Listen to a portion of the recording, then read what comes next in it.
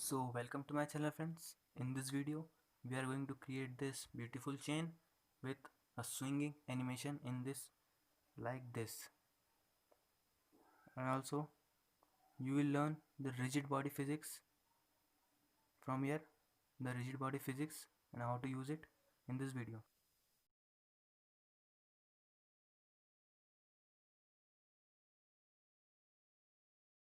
So first of all, get a clean workspace. Now we'll create a basic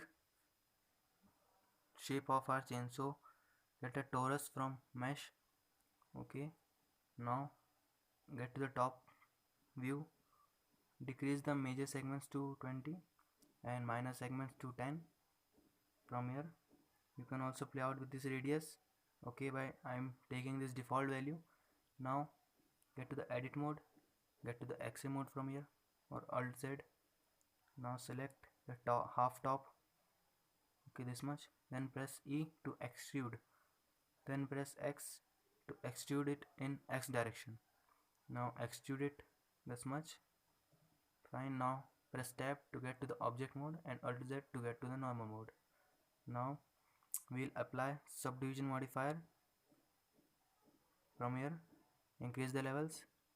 I'm using Blender 2.91, so make sure to download it. Shade this mode. Now get to the physics tab and we'll add physics, rigid body physics. Press on rigid body to apply it. Now scroll down in the collision menu, change the shape to the mesh. Here it is set to the convex hull, but you have to change it to the mesh. And now set it origin to the geometry, rotate it 90 degree by pressing R and then 90.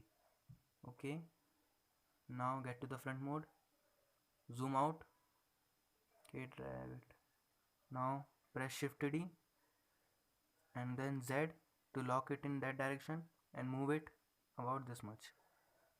Okay, now get to the side mode, press R and then 90 to rotate it in 90 degree. We have created a basic shape of our chain. Okay, let me turn on the shortcuts. Fine. Now select both of them and then we'll duplicate them.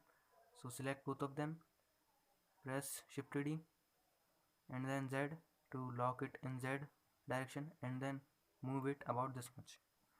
Okay, now press shift R to repeat that action. Okay, press shift R for few times according to you, that how much length you want to keep for your chain. Now let's play it. That's falling down. Now let's add a plane here. Okay, first of all select each one and move them a bit upward by pressing G and then Z. Now bring a plane from mesh, scale it up, scale it too much. I'm scaling it up. Fine. Now add rigid body to this also and change the type to passive to make it lock at that position. Now play animation, and that's acting, performing well as we have expected. Fine. Now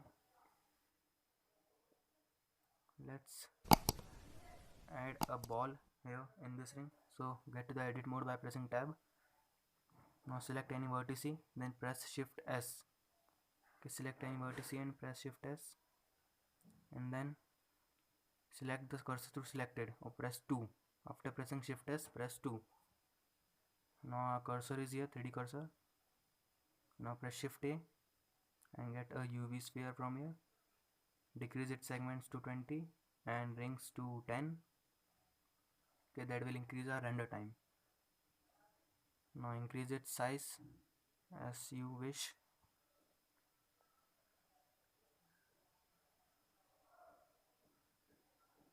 Move it a bit down so it doesn't collapse with the upper ring. Okay, position it. Okay, that's looking cool. Now let's play animation, and that's performing well. Now move it a bit up so that we can swing it without colliding.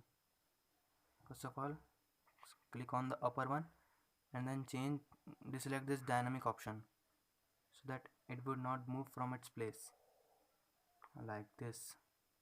That's not moving. Now let's select the whole chain and move it in upward direction so that it doesn't collide with the plane and can swing easily. Let's see, it's still colliding, so move it a bit more upward. Now let's play, and that's okay. You can set it according to yourself, its height. Now we'll make it swing. So first of all, select all, get to the topmost string, press Shift S, and then cursor to selected. After bringing cursor here, now from here change this to 3D cursor. Okay, now if we will rotate it, then it will rotate like this. Select the whole chain and rotate it about this much. Okay, now let's play the animation, and that's performing well.